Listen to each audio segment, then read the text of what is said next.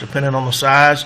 You can go all the way up to $300 if you're using block or stone type walls.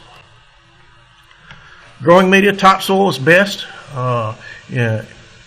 And we need to make sure we amend that topsoil if we're putting it in there. Try to stay away from using the native soil. That's part of the reason we're putting a bed in most times, is to change the soil makeup to make it better for growing.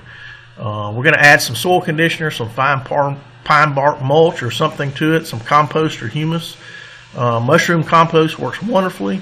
Add some peat moss in is fine. Make sure you moisten that peat moss before you incorporate it into the soil. It has a hard time getting wet if you put it in there extremely dry. Composted manures are fine. Be cautious on putting too much in, and also be cautious about what you're bringing in with that composted manures. You know, animals eat seeds and they tend to come out in the waste.